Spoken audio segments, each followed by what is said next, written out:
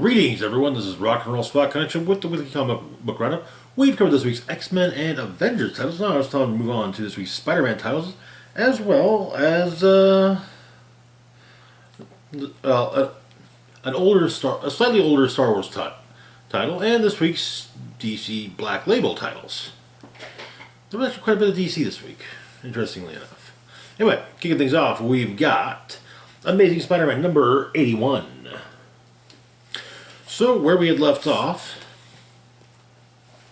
the Beyond Corporation had decided to take legal action against the Spider-Man of Brooklyn, Miles Morales, and in fact had certain papers. So, meanwhile, Ben Reilly has been dealing with various long-standing Spider-Man foes, Kraven the Hunter, Morbius, as well as running with just, everyone villains, the UFOs. So,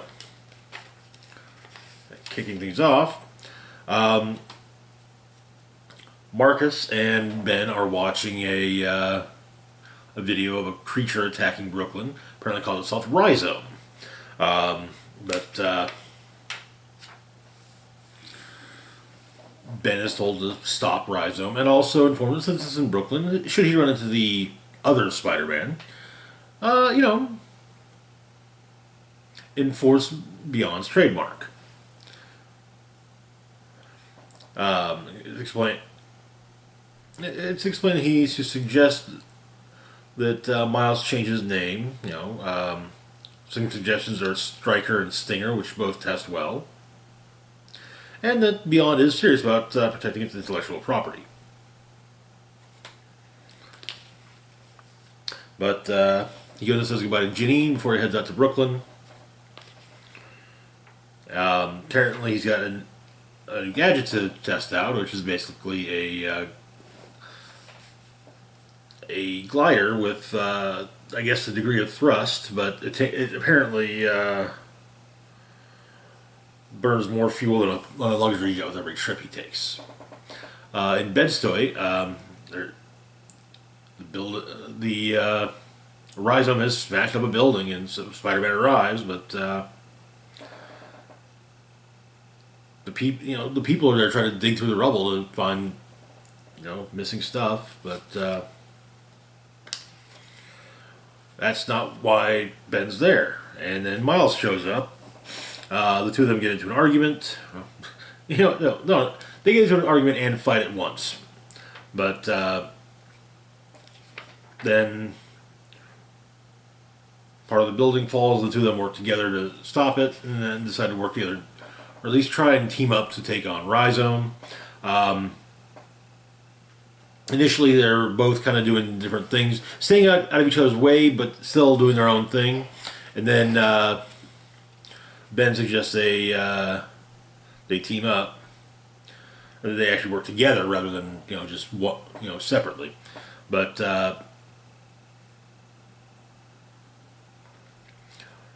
Miles manages to hit Rhizome with an energy blast, and he ends up sticking his hand, or a Venom Blast charged fist, and he ends up sticking his hand inside Rhizome. Apparently, there's tech. It's just a guy in a suit. And it looks, and as Miles is looking at it, kind of makes him think, this looks like something the assessor would do. When Ben returns to Beyond Tower, Maxine is there to get up in his face about the fact that he didn't, do anything to enforce Beyond's trademark. Minutes later, Maxine is informed that Dr. Octopus is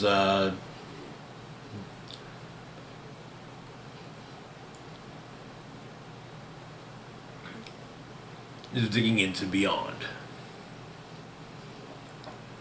But what appears to be a sample of Rhizome, of the outer covering of Rhizome, I guess, is in a vial which Maxine has, saying that Beyond Beyond specializes in solutions.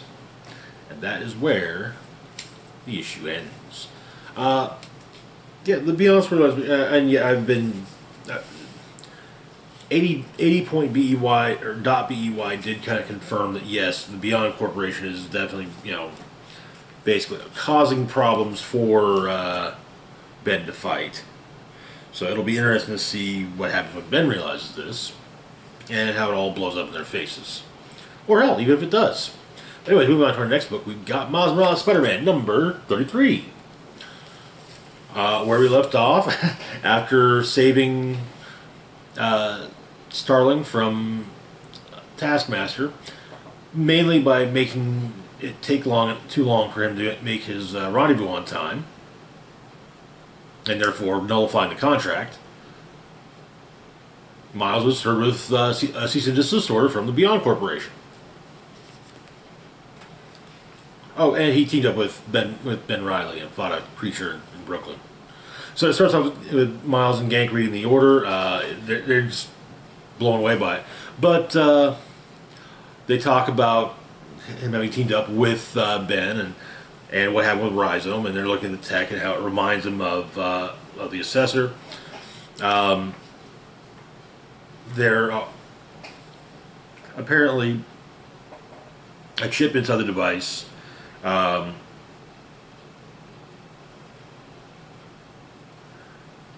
It is basically part of a new experiment where computer processors that integrate tiny interdimensional particles. Very unstable stuff. Apparently, a company called Asset Analysis Incorporated is pursuing the technology very aggressively, which Miles is fairly certain that's the Assessor. So he goes and tracks down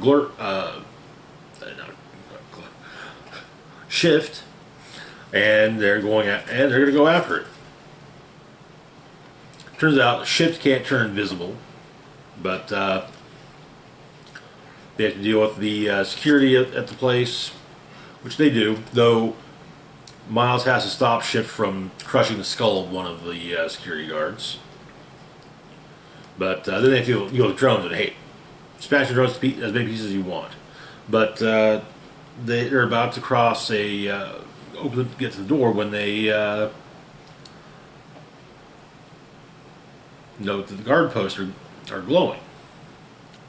So Miles smashes one of them up. Turns out to be a holographic projector. Miles shorts them out with a venom blast, and it's an entirely different building. And that is where the main story. We had a short back and story with Shift called simply The Day Shift. Shift comes out of the sewer, gets a kebab, deals with some bullies that are giving the food vendor some grief. And for his troubles, Shift gets a second kebab. Though he's advised to take his time with that one. As the first one, he's got to just... honestly, fun little backup story with Shift. The A story was great. I'm kind of leaning towards the idea that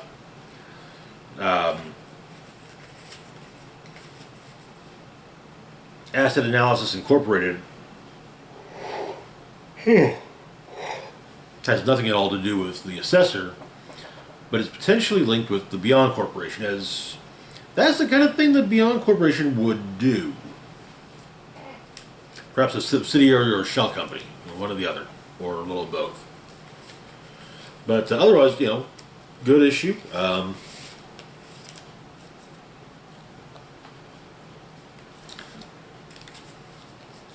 It's interesting to note that Shift is having issues with some small issues with not using non-lethal force. Anyway, moving on to our next book, we've got Dr. Aphra number 16. Now this actually came out 2 weeks ago. I meant to grab it then. It slipped my mind. But this is the first issue of Dr. Aphra since War of the Bounty Hunters. So where we left off. Though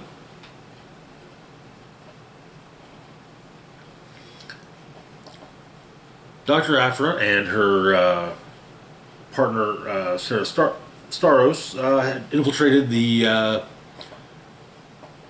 Crimson Dawn auction of Han Solo during War of the Bounty Hunters. While there, Dr. Aphra managed to steal a data crystal necklace. She also ran into an old acquaintance, Just Lucky, who's the supporting character in the series, and Lucky's partner Ariel Yu. They also ran afoul of the Assassin Death Stick and had to utilize a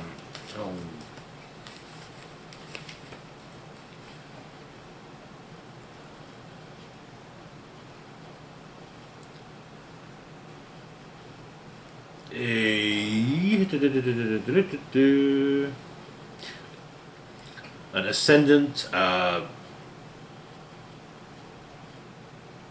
Thought Dowser, which burned out her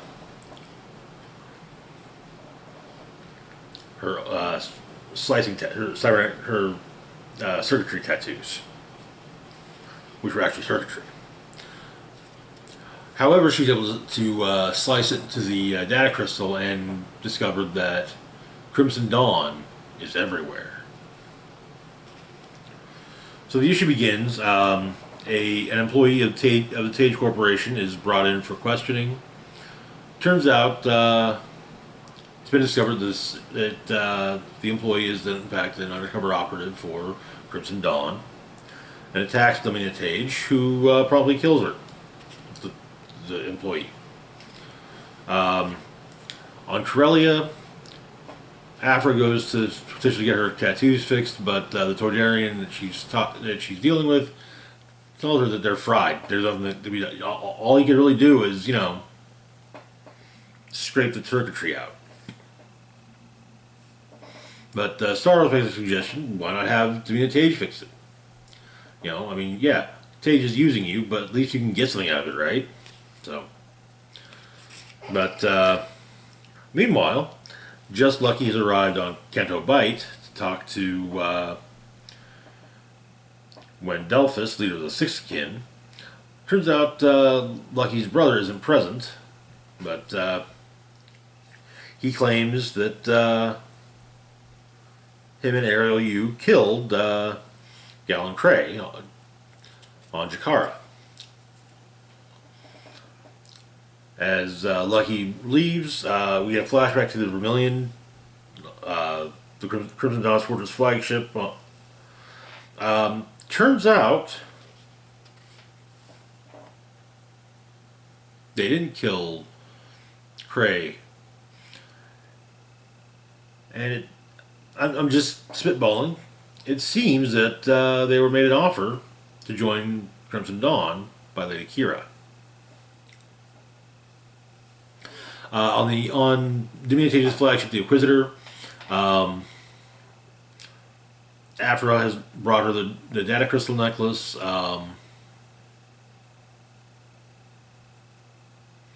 And Domina actually says that Aphra did a good job, which apparently that's the first time she's ever been told that. But she talks about the thought out, but she's more interested. Turns out Domina's more interested in the Ascendant and the Thought Dowser, as it was shown in I believe it was the Boosh tie-in, that the Boosh one shot, that Domina Tage is trying to replicate Force abilities for technology, but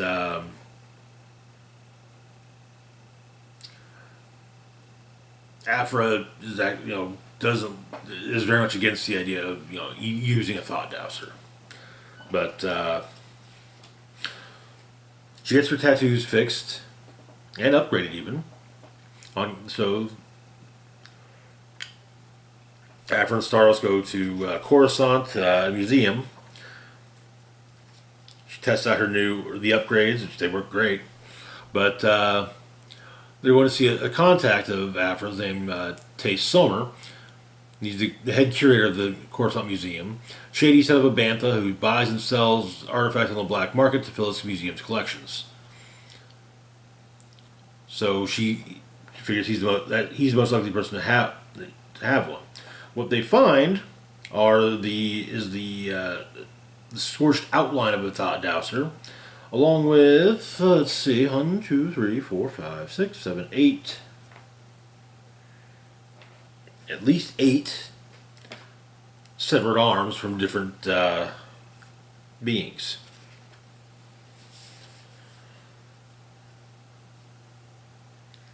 When someone steps out of the shadows, seemingly brandishing a lightsaber. It's not ignited, but at least something similar to one. Back on Canto Bight,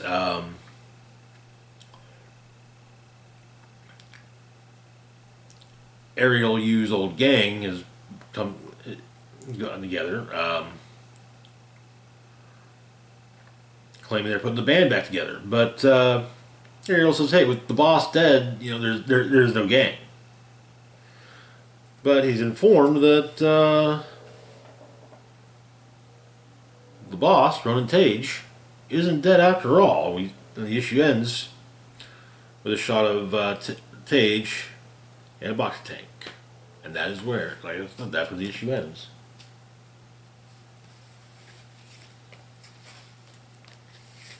I'm really interested to see just where all of this goes with the Crimson Dawn story. They got me hooked with War of the Bounty Hunters, and for a penny, right? Next up, we're moving on to our Black Label books. We've got Batman vs. Bigby, Wolf in Gotham, number 4. Where we left off, it seemed that Bigby might have Batman dead to rights while the Robins are watching. Meanwhile, a society of Bookworm's gang are working on a major book heist, looking for a specific rare tome.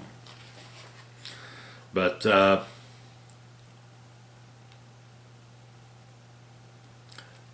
Bigby and Batman talk, with Batman being slightly surprised that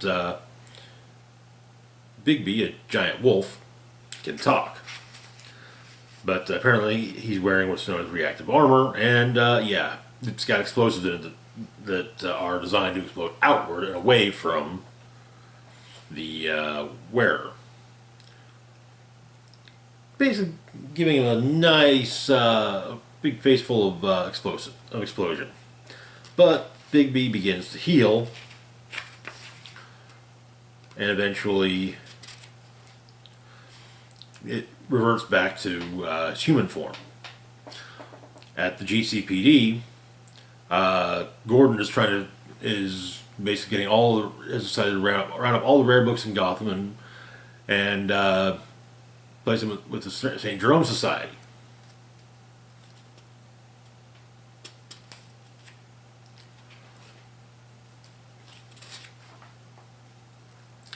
On the way back to the Batcave, Batman and Bigby discuss things, with Bigby explaining who he is.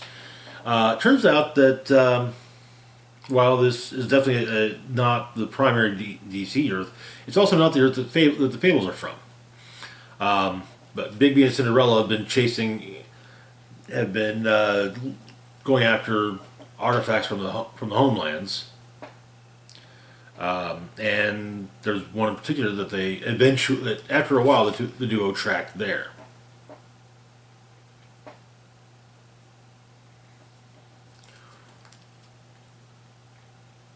But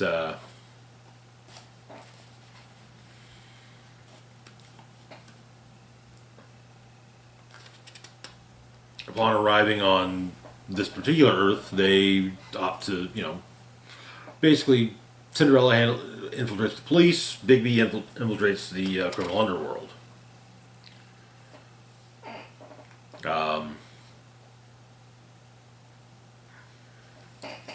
But they're looking for a rare book, so okay, that's hence why Bookworm's involved. So yeah, Batman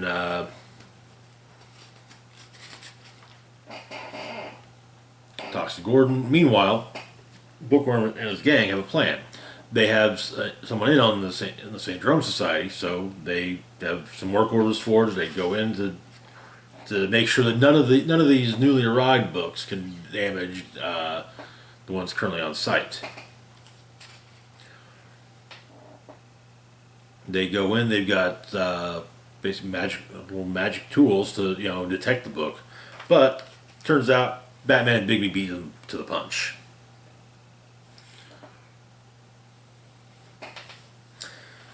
Which does not make Bookworm happy, and that is where the issue ends. It's been fun. So far so good. I'm enjoying it.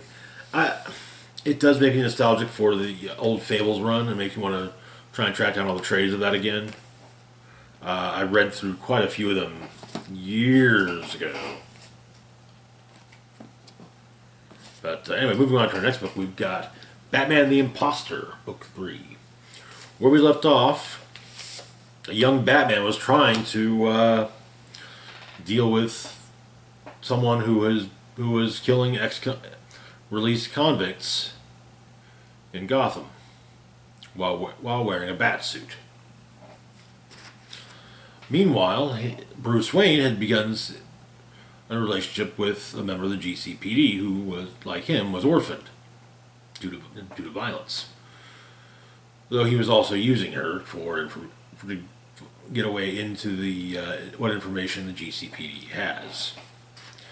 But he had interrogated a man who had helped the imposter that the GCPD had taken into custody, and in doing so, he had also injured the detective. But so.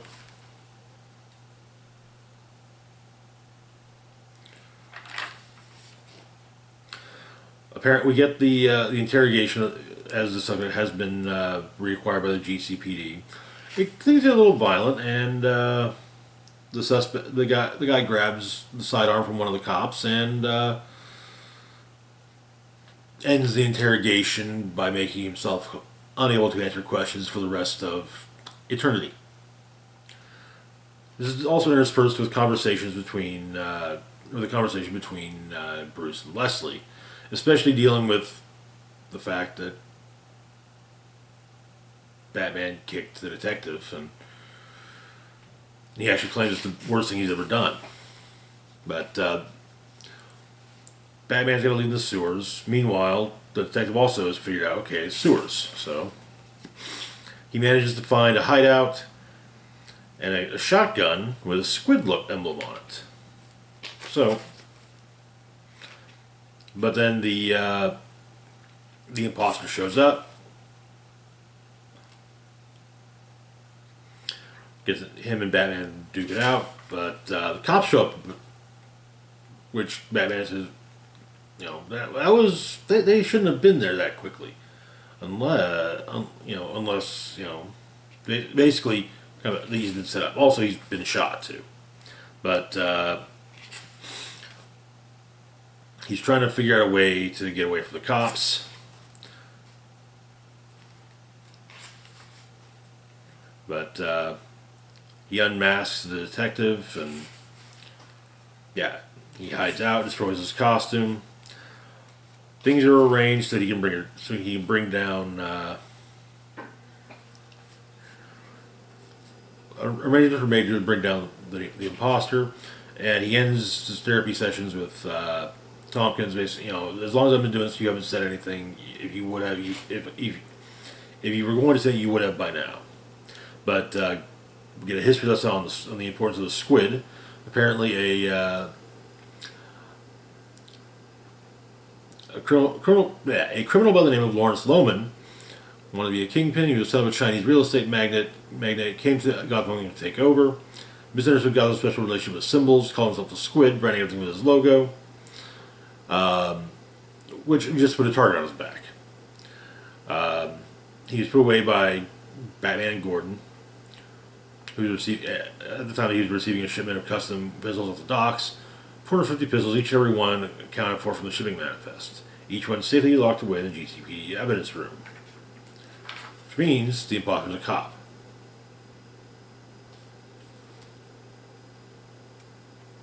He informs the detective of this, and she does for Prince. He's about to turn himself in, but yeah, things go sideways. He ends up fighting the imposter, who is, of course, one of the cops we've seen, but makes point of, he's not going to, Batman doesn't kill, but the imposter is unmasked. However, he does slip. He won't die. I'm not going to die in prison.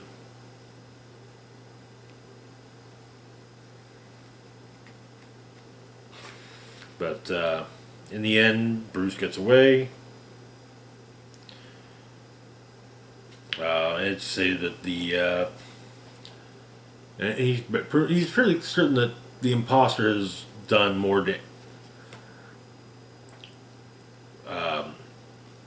has basically won, because Bruce can't really be Batman anymore. But he shows that he gives the Arnold Wesker a card, and one day there's a knock on Leslie Tompkins' door, young Arnold Wesker, saying, his friend told him she could help him. On the card is a drawing of the Bat logo. And Tompkins says, come on in. And the series ends with Bruce Wayne delivering flowers to the graves of his parents, as well as Detective Wong's parents, and to the grave of Otis Flanagan, the troubled man who had been the imposter's accomplice. Seriously, this was a really good series. Probably one of the best soft alternate Bat universes I've seen. And as much as I'd love to see more of and maybe kind of see how things end up going differently, because as it seems that because of the imposter, Bruce Wayne can't be Batman anymore. Which brings us to our last book for the moment. We've got Batman: One Dark Night, Book 1. So this is another. I hate these magazine-sized ones. But anyway, miniseries, a Black Label miniseries being written and drawn by Jock.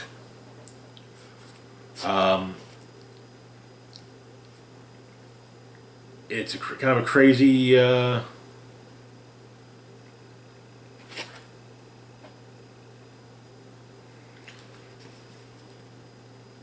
See, summer in Gotham, everyone seems to be a little on edge, and a criminal is being transferred from Arkham Asylum to Blackgate. A criminal by the name of EMP. They've basically created a Faraday cage in the back of a prison transport to get him from point A to point B. Alfred's monitoring vitals. Batman's following. Across town, though, at the Rosemont Hotel in Midtown, there's a police get together, and the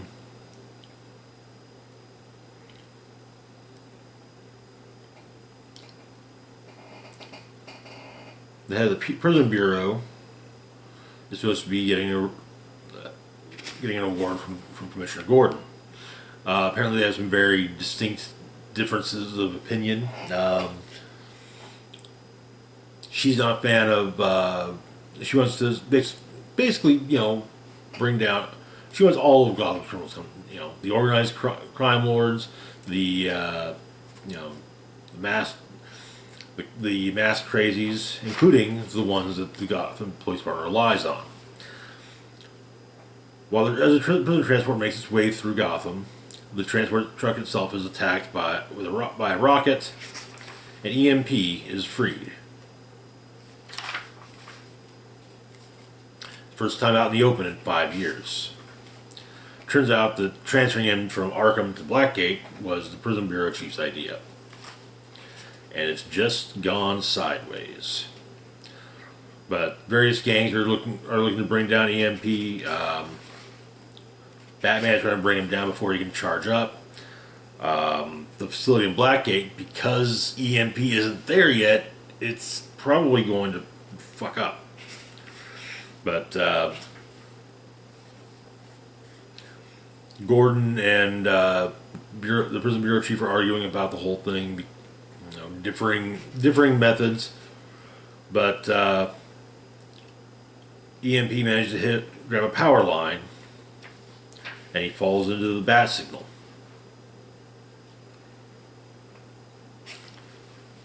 And he goes off, and Gotham goes dark.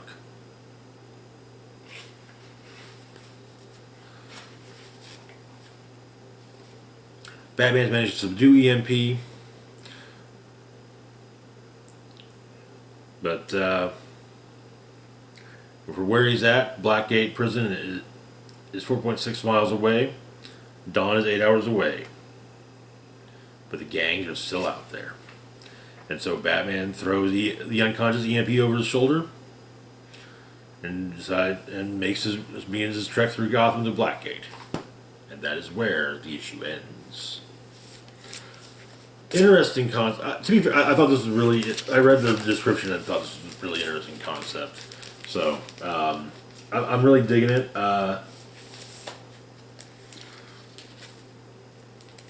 I'm digging it so far. It's cool read. It'll be fun to read when it'll be neat to watch it all unfold out. But man, and what's really neat is during the prison bureau chief's speech, it's kind of highlighting all the things she wants to do or that she claims have been done, and we're getting military grade weaponry off our streets, just as a gang member fires a rocket at a prison transport. But anyway, that's going to do it for now. As always, feel free to like, share, and subscribe. Links to my Facebook, Twitter, Patreon, and PayPal can be found in the description box down below. This is Rock and Roll Spock signing off, saying live long and rock hard.